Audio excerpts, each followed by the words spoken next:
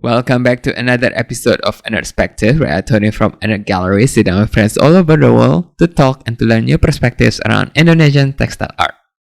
Today, I'll be sitting down with Agnes Christina, the one behind the brand Leafthief Indonesia.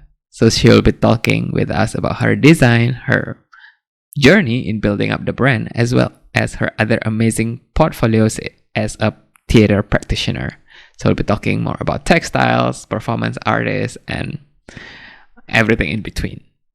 And I can't wait to talk to her. So sit back, relax, and enjoy Agnes' aNERDspective. As I mentioned, welcome to today's episode. And today's talk is brought to you by Leafthief Indonesia.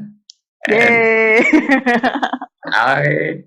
Finally, we are able to sit down together and talk. And we have Agnes here, who is the owner, designer, seamstress, all-in-one woman who runs Leafthief Indonesia. And we'll be talking more about her other endeavors, all the hyphens that she has. Yeah, I do too many things. It's very confusing. Yes. So maybe we can start out with who is Agnes? What do you do? So Agnes is okay. I do many things.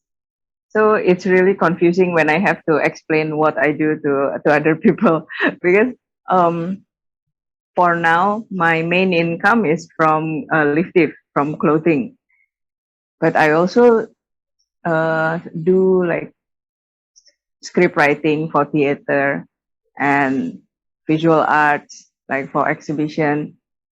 I think for now that's pretty much what I do. So it's either doing Leafthief, like making clothes, or writing for theater script and visual art. Because right now for theater directing, it's a bit hard. Like you cannot have a live performance yet. And online theater, unless you make an interactive play, then it becomes a film. Then if you want to do a film, I think just let the film people do it, because they know more about the technicality. Like they have the skill already, like no need to compete lah. But maybe we can also do like video performance, like performance arts video. I think that one can lah. But to make a film, I'm not that patient to make a film. Yeah. How was your experience? I mean, you did an online, I'm not sure if you call it a movie or an adapted for screen performance. Yeah. Last year, Maling was an attempt to present an online story. That's why last year also I call it online story, because the script is actually for theater, but then because of COVID, then you have to adapt everything and make it into video. But I don't want to call it a film, because I think if you break down the whole thing into like scene per scene, then the cinematography and everything, it cannot pass as a film. So that's why I just call it online story, because essentially what I'm giving you is the story, not the visual. But that one, how to say? Because after I did that online story, I tried making a platform for online theater. It's called Potluck Theater. It didn't go well at all, because at first I thought it will be a good website, a good platform, so all the theater people can submit their works, then we can help them sell tickets. It's Potluck only took in around like 20%, so I think it's quite fair. Like the 80% of the ticket sales is for you, the maker. But then after only 3 months, I shut down the website because the response was very low. If the audience response was low, I'm quite okay with that, because the audience also need to adapt to a new habit. But then what troubled me was the the theater people themselves, because um, I it was actually expected, because like for theater people, most probably you only do 1 or 2 shows per year, so you cannot rush like every month you have to come out with a new show. So that was the hardest part, because when the website doesn't have any new content, then I cannot sell anything. Yeah. So of course it's very hard to pull in the audience as well. So I decided, okay, just shut it down, because we are only 3 months old. So if we shut down, it won't do any heavy damage. Yeah. So then after that, after that, um, I noticed in Indonesia also online performance was not so big if we compare it to Singapore. In Singapore, right now we have so many online performances. So like interactive performance through Zoom or through they sometimes create a new website for the online performance, or pre-recorded. Then you can buy the tickets through like cystic PTX and that kind of thing. I think in Singapore the online performance scene is really blooming. It's blooming very well, but for Indonesia, not so much, and I don't know why. Maybe because we don't have the gadget for it, because yeah, not everyone in Indonesia can afford to have like a proper video camera. Maybe because of that, or maybe we just don't have any new idea, because yeah, when COVID came, then we all have to re-maneuver our whole life and career. Yes, everyone does so. We had to make like heavy decisions, like banting setir, Yes. A lot Yeah. of people selling food Yes. or Because we have to survive. yes. Yeah. So Are you maybe talking because of actually that from also. like the theater practitioners themselves or Mhm. like the audience in general? They are not attuned to online Mm, performances. I feel the maker are not really like adapting well to the medium, because for audience, actually I think late last year we had a discussion with nobar.co.id. So we were talking about uh, this whole online performance scene, and turns out for the audience, entertainment is still entertainment. They will watch it as long as they feel they are interested. For the maker, the competition becomes very tight for online stuff, Yes. because you have to share the spotlight and also the market Yeah. with YouTubers, with films, Netflix, all the pirated websites for the online films. Yeah. So Correct. the competition to get the And it's not audience just is really very Indonesia, tight. it's Yes. across the world. We have instant entertainment of Korean dramas. Every month they will come out with new titles. So it's really hard to compete with Korean drama. Because of course people will watch Korean drama with all the pretty and handsome actors. Then who want to watch online theater? The dilemma. You are one of the fan, right? You are one of BTS army. Then BTS happened. Wow. But I really enjoy watching anything BTS. Oh, I want to actually like brings you back to where we first met. So both of us like knew for a very long time from a chemistry lab. So Yeah. not many people knew this about us, but yeah, so we met in a chemistry lab, and then you got a degree in engineering, wasn't it? Oh yeah. My degree was in environmental engineering. Yeah, and ironically, neither of us are doing anything that got to do with Yeah. chemistry. Uh, amazing. And yeah, what happened since? Ah, because right after I graduate from NUS, I straight away go into theater. Mm-hmm. Then I think in Singapore I was really just doing all theater. Oh, I worked for 3 months in a shipping line company, but yeah, cannot lah yeah. So I quit. Then I straight away like full time doing theater, and sometimes I think that time also I did some designing, like doing illustration or design for booklets. So that helped in terms of money.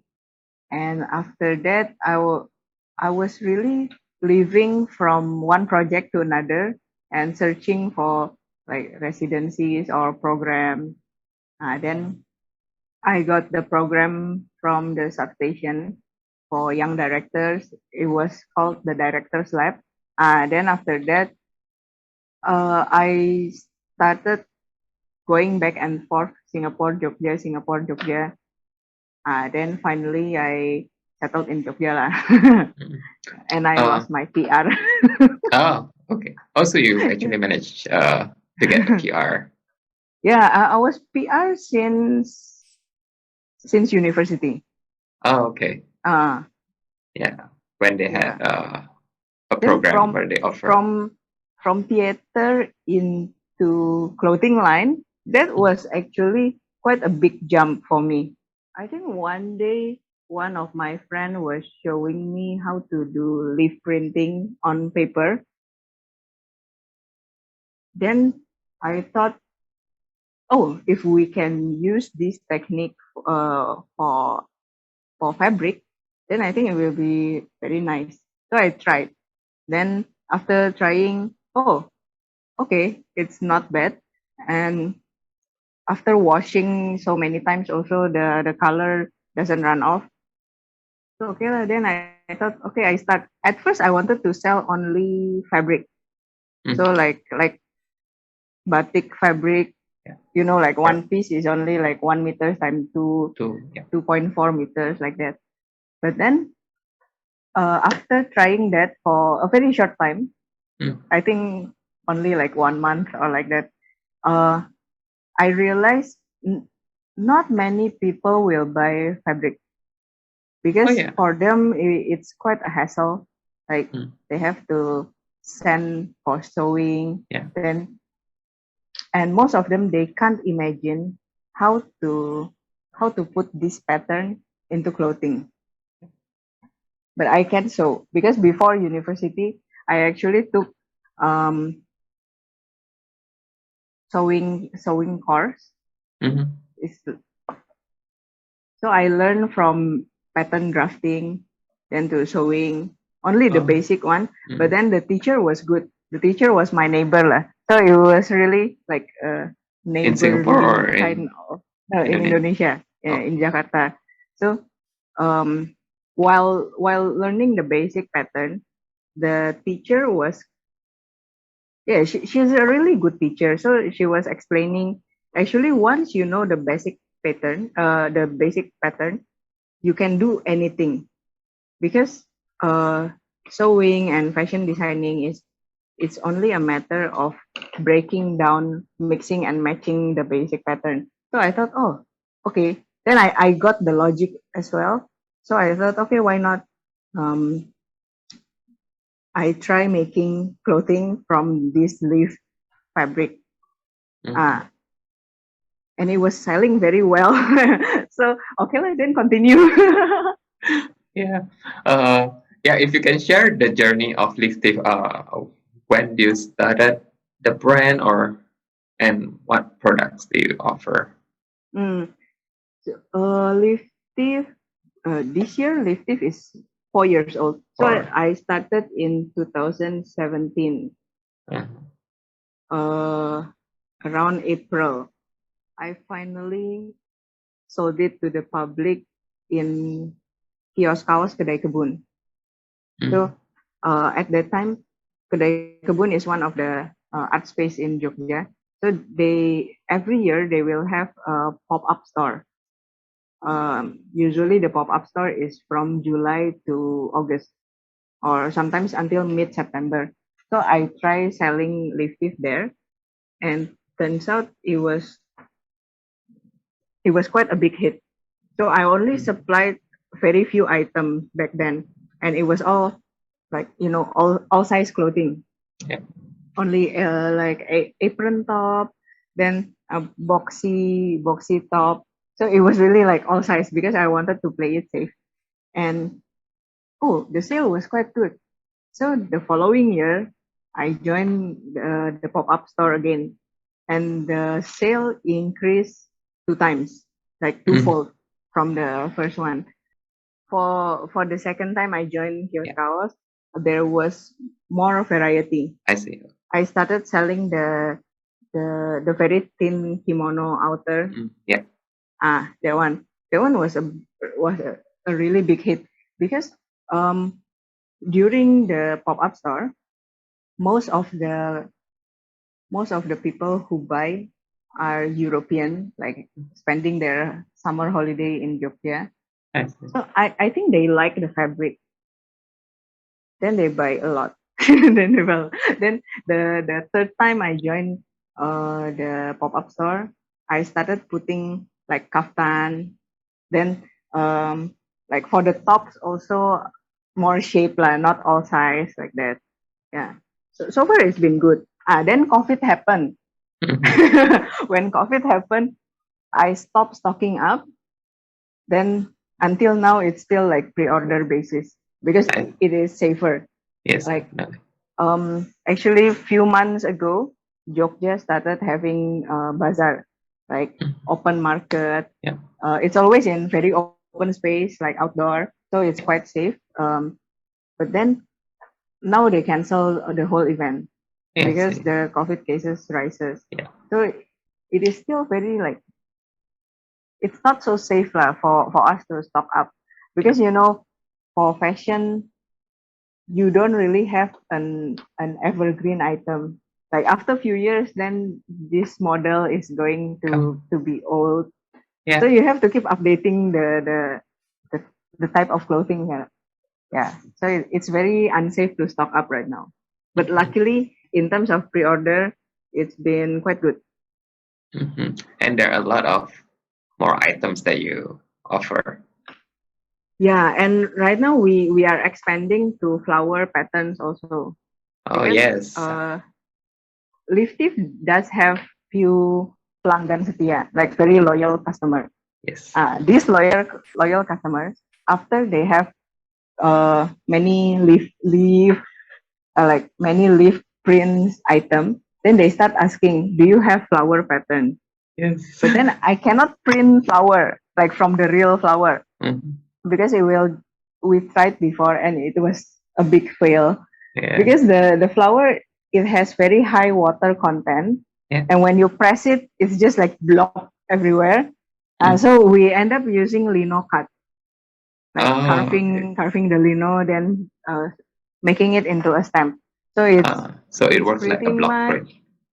yeah, it's very similar to block print, but block print is using solid wood. Yes, This correct. one is using lino, so it's easier to carve. Mm. Yeah, and so far the response quite okay lah. Like Mm. people start pre-ordering and asking for the flower pattern. Yeah, Yes.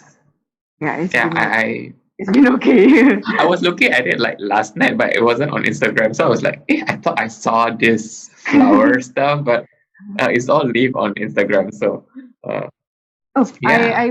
I put already Oh, you did? the leafthief.id Instagram. Okay.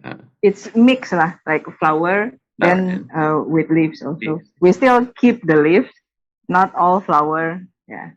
Yeah. So as the name suggests, you are thieving leaves. Uh, what's the story behind that? mm, the story behind the leaf tip, the name. Or using leaves in the first place? Using leaves actually, it's just because my friend showed me how to do it, like how to print real leaves on paper. Then I thought, Okay, it's a good idea for clothes for fabric. The reason is just because of that, and Mm. also um leaf print, like botanical print, is in general it is quite a safe pattern rather than you do your own drawing and sell it, I because guess, yeah. it's a bit tricky to to make your own drawing and sell it, because it's a different marketing scheme lah. For botanical print, it is much safer and it's more evergreen in a way. So I thought, okay, leaf leaf is a good start. Like right from the start, I actually sort of had a plan. Like after leaf, then we have to start expanding bit by bit, but not drastically lah. So it has to grow organically. That's why from leaf, then we expand to flower. Then maybe after that we expand to roots. I don't know. Mm-hmm. Yeah, but for now we are still playing it safe. Like Yeah, botanical print is safe.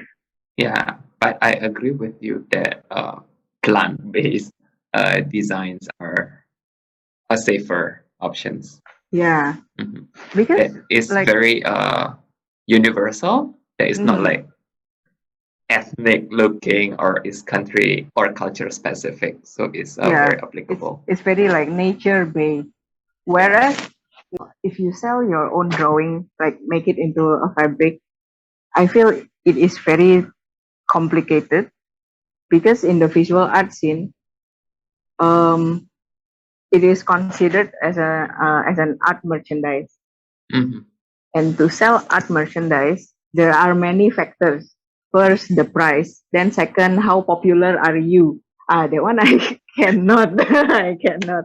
Like, how popular are you? Because if you're popular, even if your drawing is bad, people will still buy.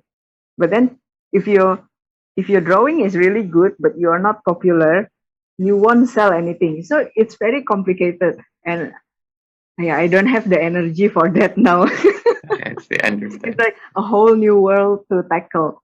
I It's see. very hard. Yeah. So yeah, it's a pretty safe options to have something that is people has already know, regardless whether uh, you are a famous designer or not. Yeah. And also for leaves, uh, why I call it leaf thief? Because I really steal leaves from the neighbors. Because for now, I'm still renting a place, so I don't have a garden. I don't have like potted plants. Even potted plants, I don't have.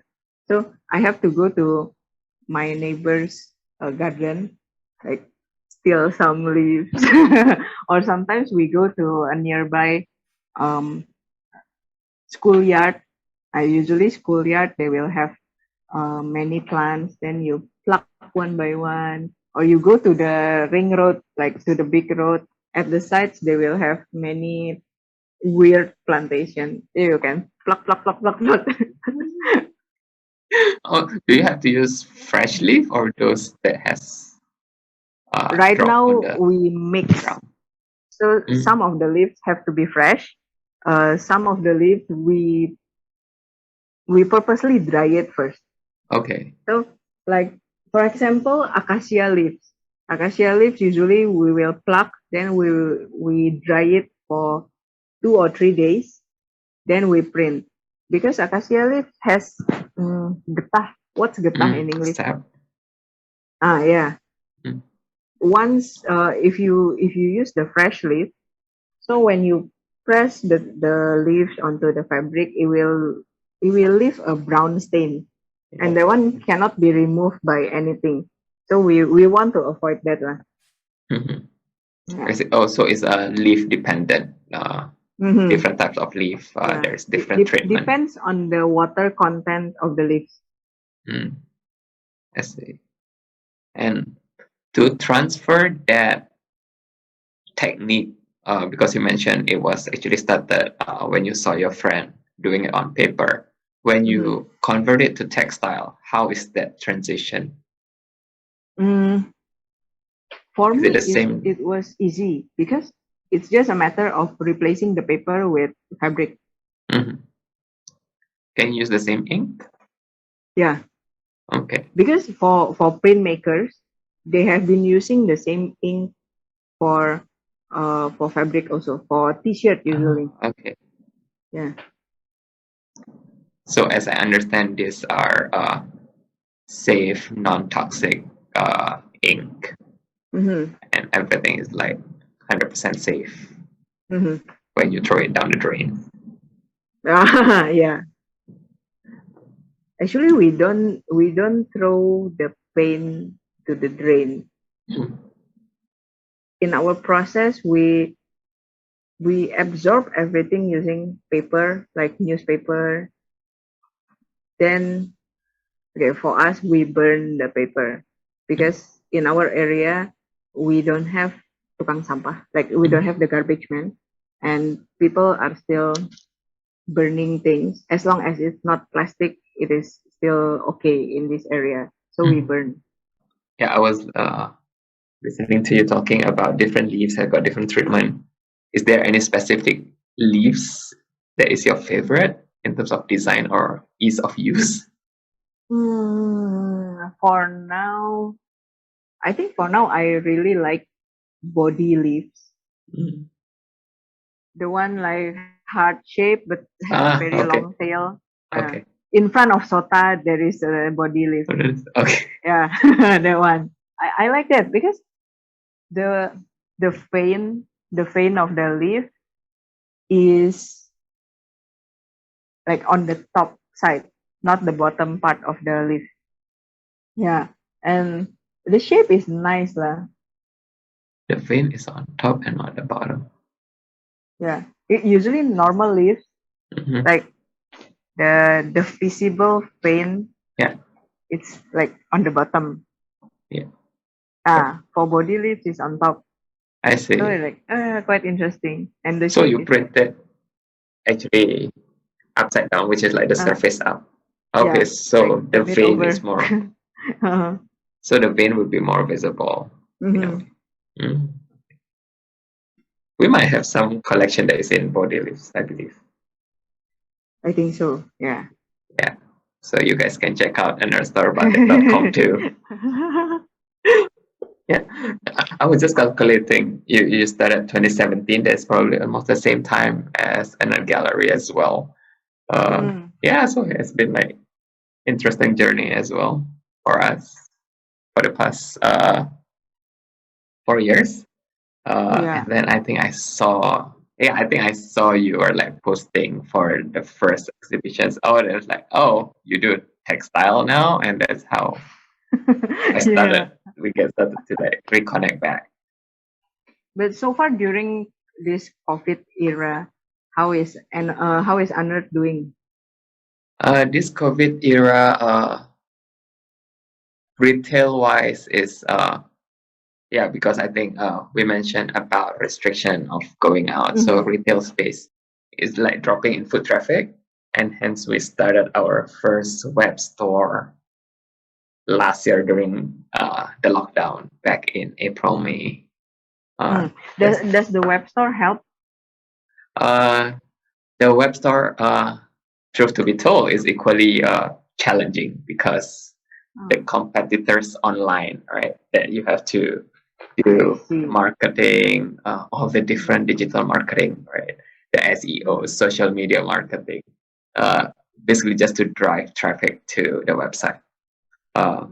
Yeah, so there is like no so-called like foot traffic.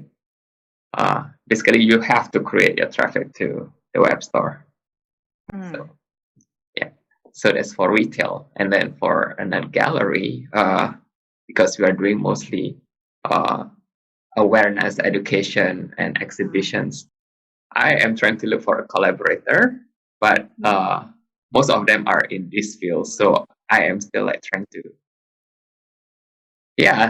try to work this how I can tap onto these different resources uh, to tell the story about textile, about batik and tenun Indonesia. If there is no COVID, then you should totally make a documentary about all kinds of fabric. But then yeah, COVID. So I don't know, maybe like video art is interesting, I think. And yeah, you might be interested to explore that. Video art as in animation or like real life shooting? Video art can be real life shooting, but Mm. you have to I just provide the concept, and it doesn't have to have a story actually for video art, or maybe the story can be jumbled up a bit. Like it's no need to be a linear story. Yeah, yeah. Understand. Mhm. Oh, ideas, yeah, definitely. Uh, can consider those. How about you yourself? Are you doing any artworks? So last night I was just finishing like the last pre-order. So I think for the next 2 weeks I'm gonna stop doing pre-order first because I need to write some scripts. So I will be joining one of the Biennale Jogja parallel events this year. So I think I will be doing either embroidery or um, I'm very much inclined to embroidery right now, but I'm still opening any possibility for painting on fabric. Yeah. So I think I just have to see which medium is better suited for the story.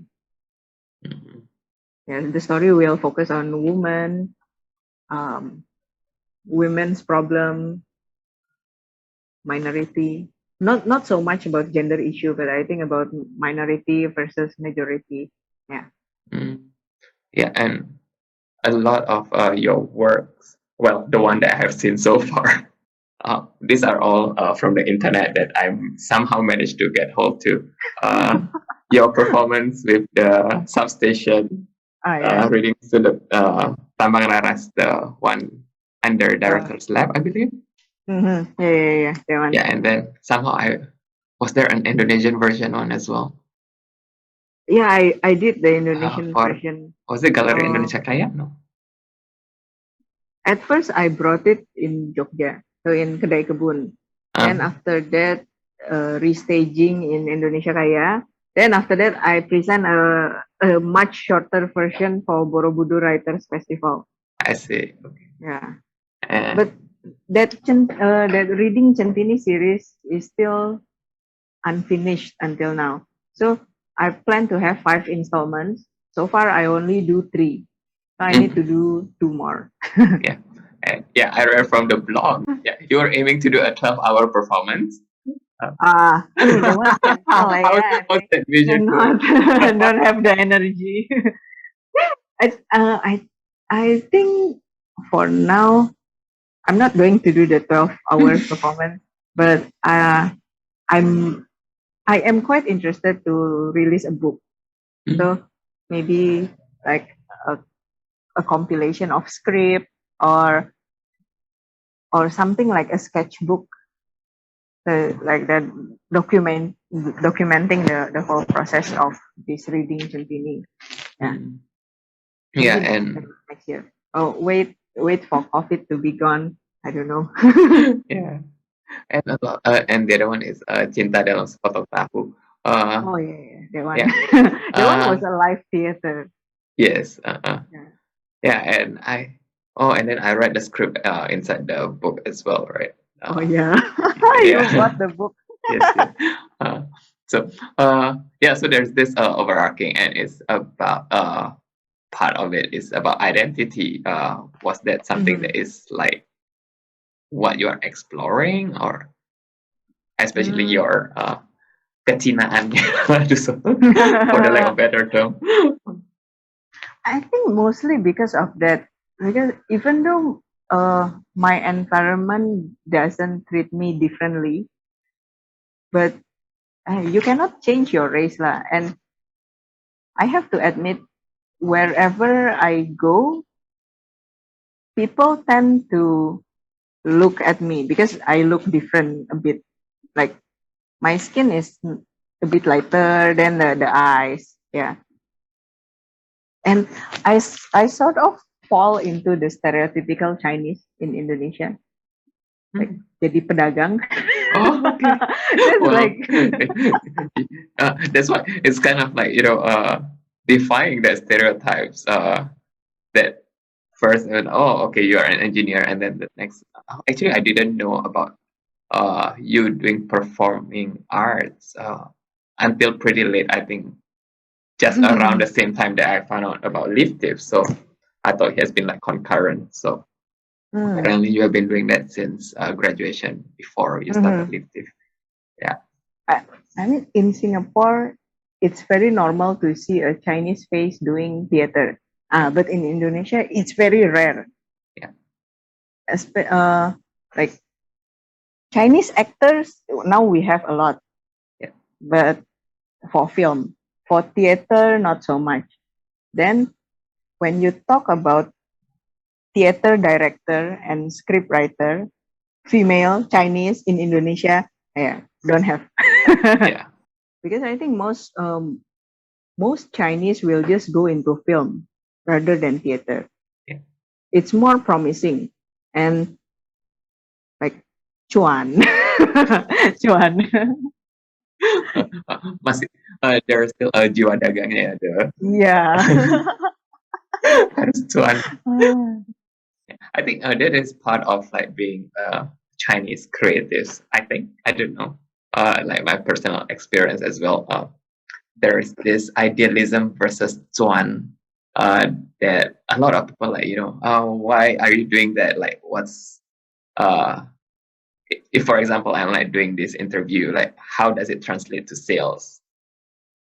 I think when I started doing theater, I was very idealistic like that. So like, oh, you do this for the art. You don't need to get any profit. But then, yeah, as the years go by, you have to admit you need money to live lah. So, yeah, at least you have to sell some tickets or at least generate some profit for you. Like let's say for my Leafthief, sometimes I can give very cheap price for some friends, but I make sure I still have profit. Even if the profit is only $1, I make sure I still have to get this $1 profit, because if not, then I won't eat at all. Yes. Yeah.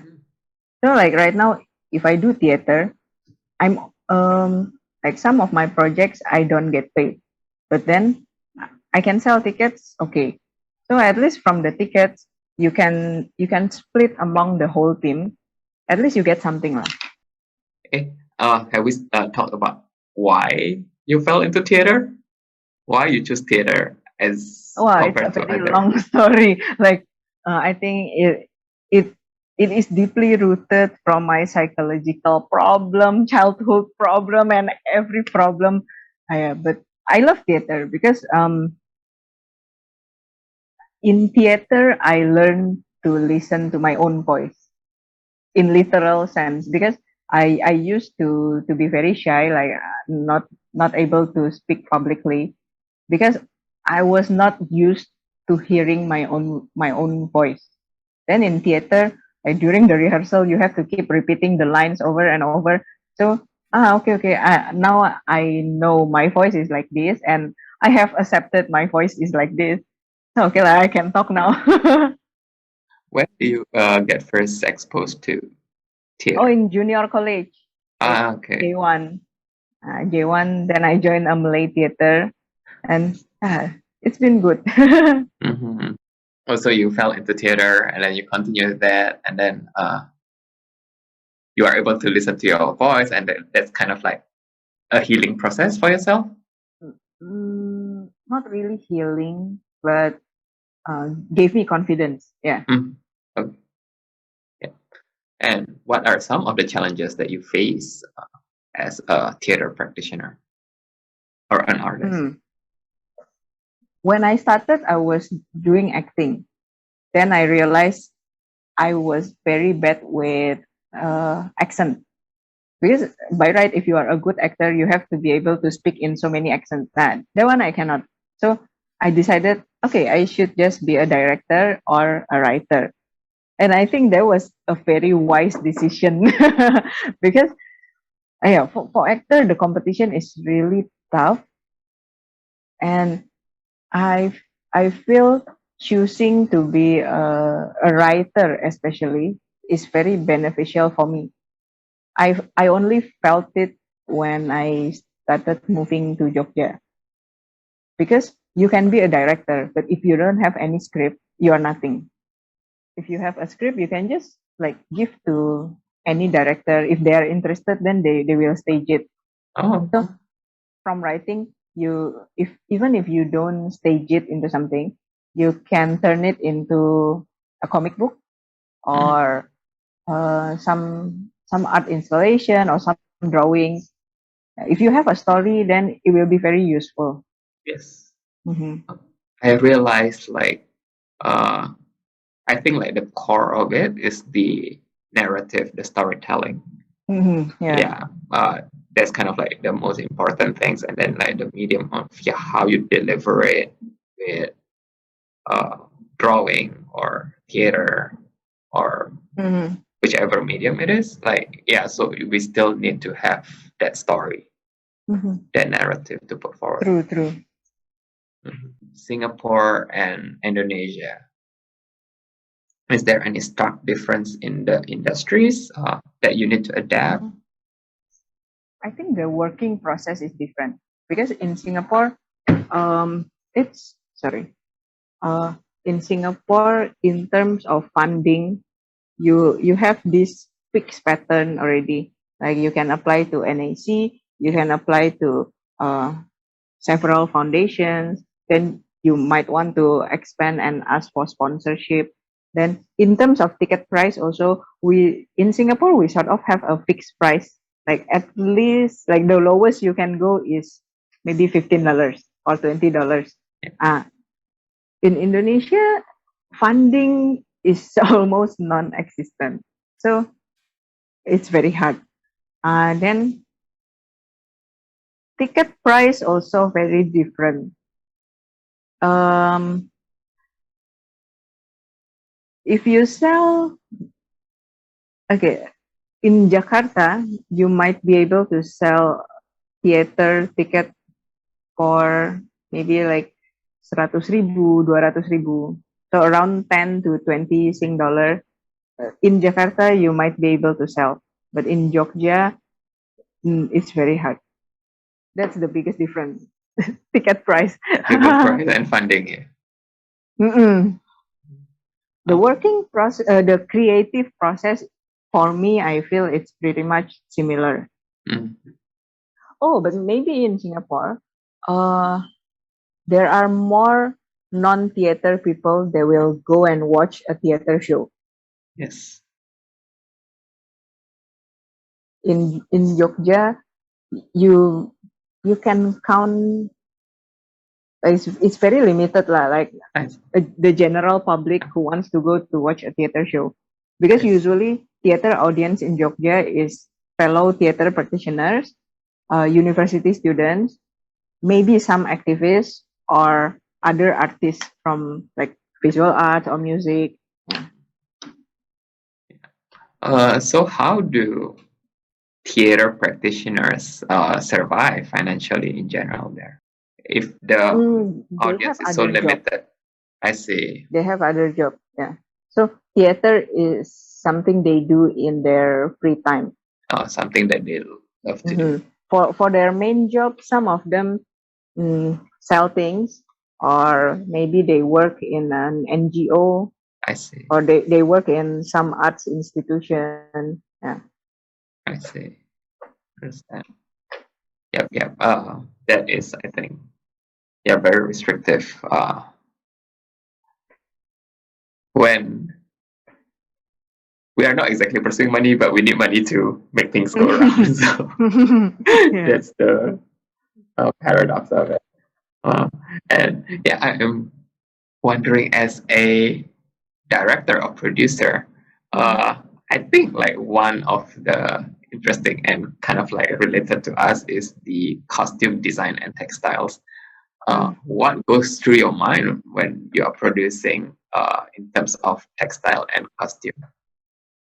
I have watched many performances in Indonesia where the costume doesn't fit the actors. So that really bugged me because you can see visually it is not right because the clothes are a bit too big or too small or too short or too long for the actor. So I like it's very disturbing to watch like with all the lighting. Then sometimes you can see the thread fraying. It's really disturbing. But then we cannot be too too petty about costume because you can't really play with patterns on. I feel this is my opinion. So when we have a theater production, um first you do the character study and everything, then you set on the costume.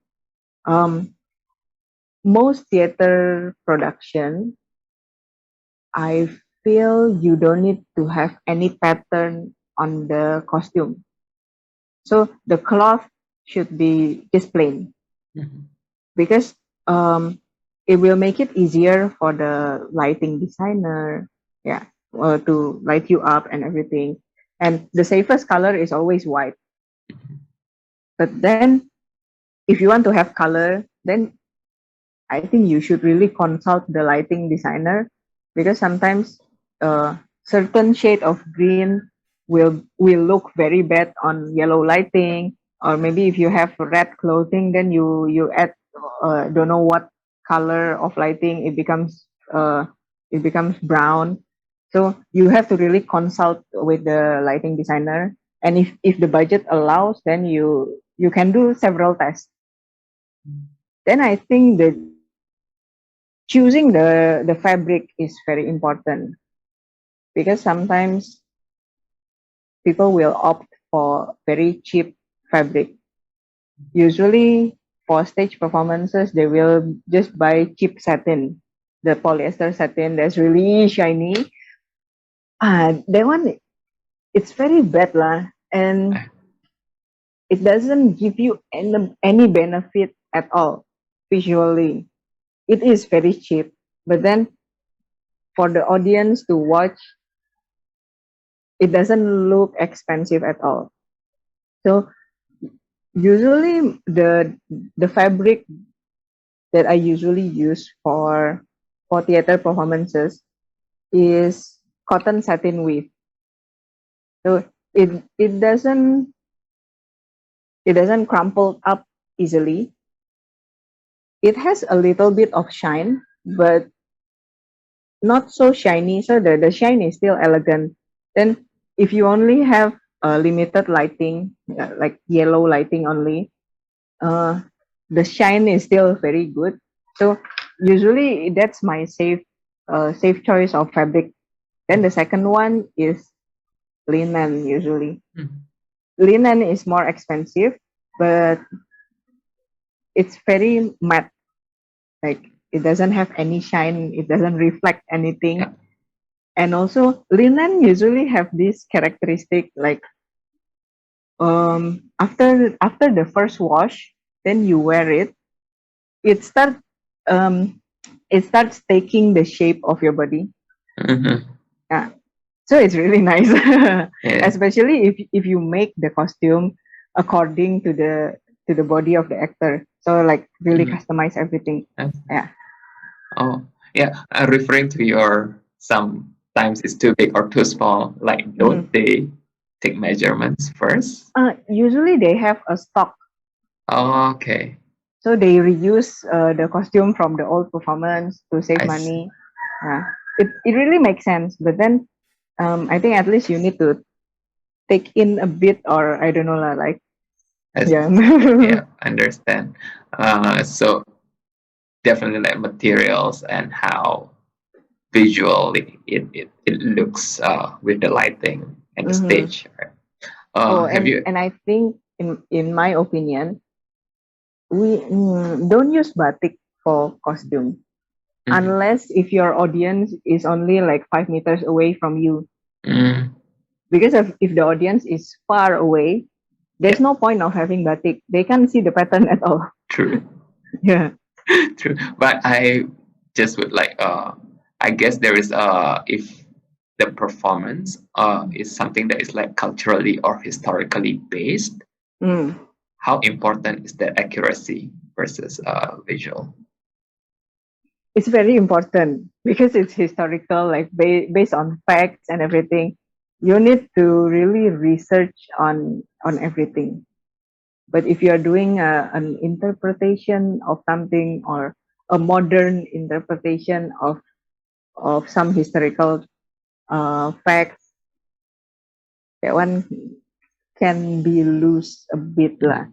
Yeah. But if it's really like historical, then you have to follow everything. Mm.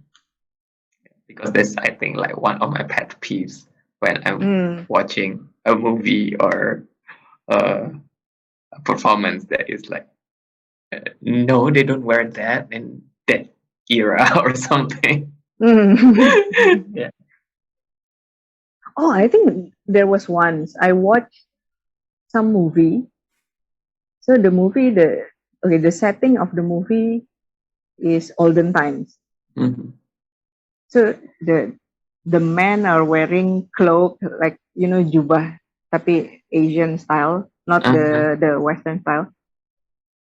Then there was some zoom in, then we can see the cloth of the cloak. It's t-shirt material.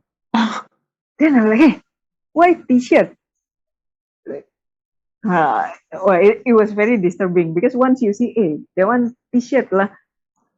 Okay. Yeah, so visuals and make sure that you got your facts right. Again, I think it all comes down to researching and getting the stories and narratives right as well. Yeah. How long is your research and brewing process when you are doing a For piece of work, when you okay. are script writing? It depends. So let's say I'm writing a script. The writing might take only 3 hours, Mm. but I might be thinking about the story and all the possibilities of the scenario for 1 year. So I have that habit of daydreaming, then just collecting all the thoughts in my head. The bad thing is sometimes I don't write it down, so sometimes I forget. But then after a certain period of time of thinking, imagining, daydreaming, then suddenly something will snap like, okay, I will write down. And when the snap moment arrives, just write. Because in 3 hours it might finish and no need to Uh, edit. But then uh, the thinking, the imagining and everything might take 1 year. yes, yes. Yeah. That is what I call, as in for me, is the writer's procrastination, right? It's just that, Yeah. yeah, we took a long time to just absorbing, and then the writing itself is fast. Yeah. It's, yeah, getting all these different structures or ideas. There's like, sometimes like I was like thinking, oh my god, that's so lame, and then it was just like, never mind, we'll write another day. I think it's the same like across any other artworks as well. If you're doing a design work or visual arts as well, I think like the conceptualization takes a bit, Yeah. To whereas think like the about the production concept. is I think once you get the concept, then to make the artwork also like pretty much it's quite fast. But then yeah, to get the concept, because you need to weigh every probability, then you need to see from this point of view, that point of view. Oh. So, what are some of the projects that you are currently working on, or uh, upcoming stuff that we can expect um, from Agnes? that one lah, the parallel event for Biennale Jogja, and the other one, the the one where I write a script. I still don't know when it will be staged, but it is confirmed lah. but still don't know when it's going to be staged. And I don't know whether I can mention the venue or the whole project. So, yeah, secret lah. But the Okay. Biennale one, okay, I can say. Yeah. Has aNERD done any online fashion show or any fashion show? Not. No, we have not. Hey, you do lah. You do. Take the digital presentation thing. Like how? Just like people strutting around and do Yes, live then you stream. record. You know what I found yesterday? There is someone who is doing a virtual model, virtual 3D model. Yeah, and it was like looks so amazing, like an actual model. And then she put It's digital imaging yes, or how? Huh. yeah. So she is a photographer. I can send you her Instagram later. So she built during COVID lockdown. She got nothing to do, and she started learning about 3D imaging. And it's like, oh, let me build a model. So she runs a model agency, but they're all virtual models doing fashion. And I was like, oh my god. Cool. Well, okay, let's say you have a brand and you want to use their model. Mm-hmm. So, do you send the real clothing to them or just send the photo or how? I believe you can send the photos over and then she will manipulate it over the body. I believe you can do that. Might be cost efficient. Yeah. Huh. Yeah, and that's the thing that they are currently in Singapore art scene landscape in general. The intersection of art and tech. So a lot of not say funding, but a lot of people are looking into AR, VR, mixed reality sort of technology to enhance their work, be it in theater or visual arts.